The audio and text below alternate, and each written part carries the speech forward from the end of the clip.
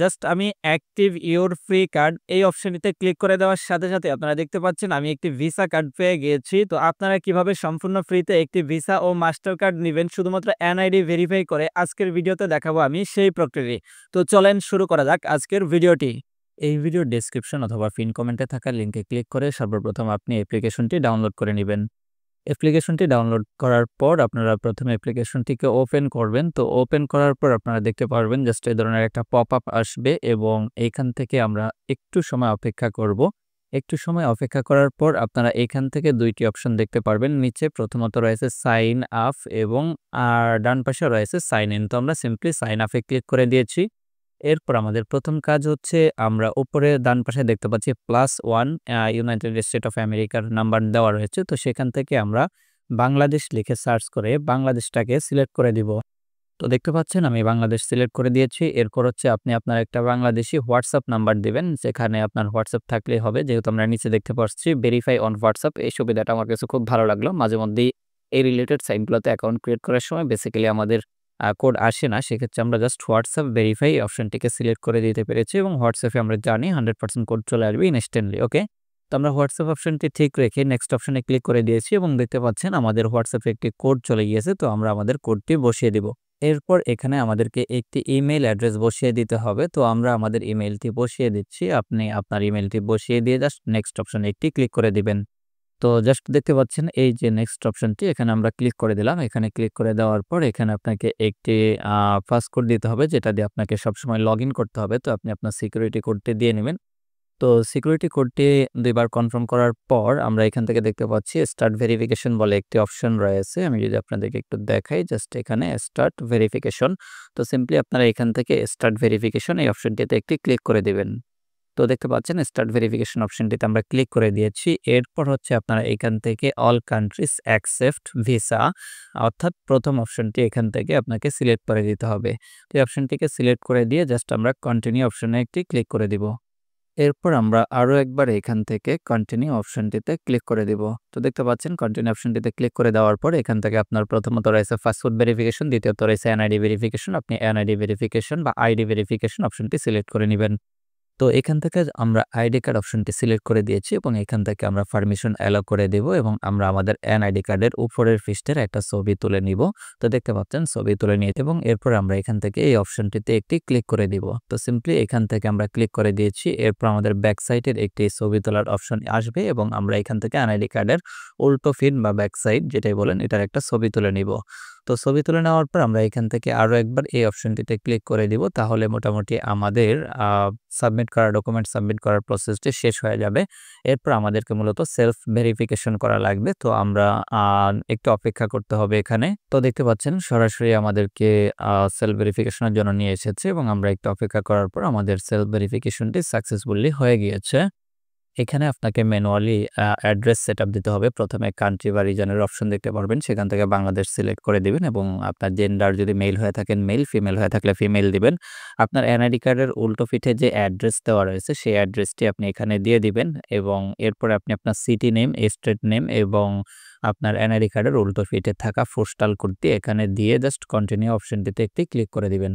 তো এখান থেকে কন্টিনিউ অপশনটিতে ক্লিক করে দেওয়ার পর দেখতে পাচ্ছেন আমাদের ভেরিফিকেশন স্ট্যাটাস আন্ডার রিভিউতে চলে গিয়েছে এবং মাত্র ২ মিনিটের মধ্যে আমাদের মূলত এটা ভেরিফাই হয়ে যাবে। তো আমরা জাস্ট ২ মিনিট অপেক্ষা করে আবার কামব্যাক করব।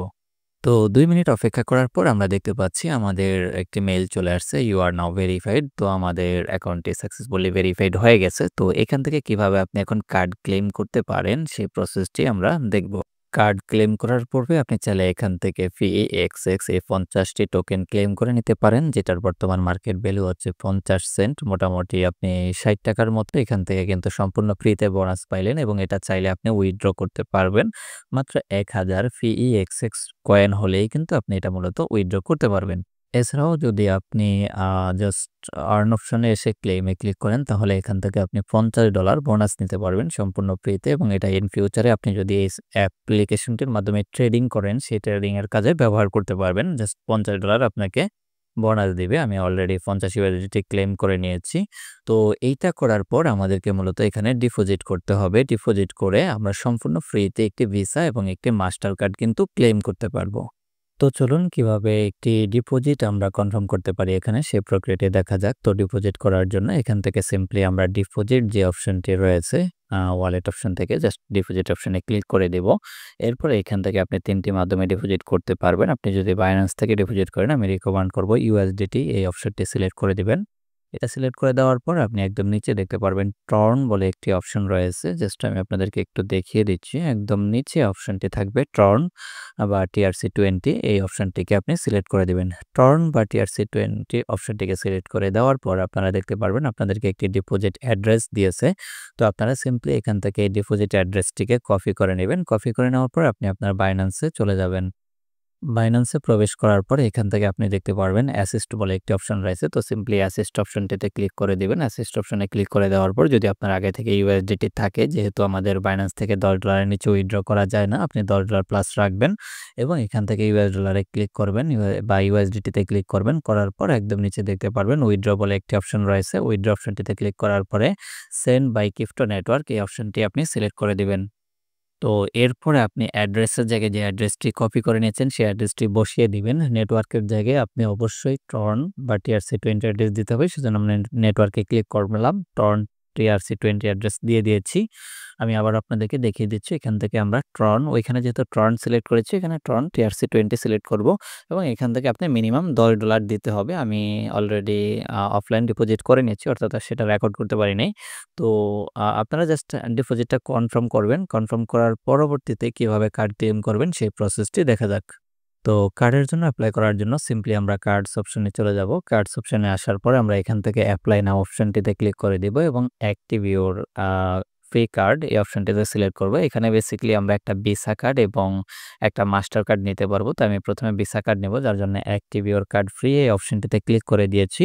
তো এই অপশনটিতে ক্লিক করে দেওয়ার পর আমরা জাস্ট এখানে 30 মিনিট অপেক্ষা করব। অবশ্যই মাস্ট বি এখানে ডিপোজিট করতে হবে এবং আপনি যদি এখানে ডিপোজিট করেন তারপর সম্পূর্ণ ফ্রিতে মূলত আপনি এখান থেকে কার্ডটি নিতে পারবেন, ঠিক আছে?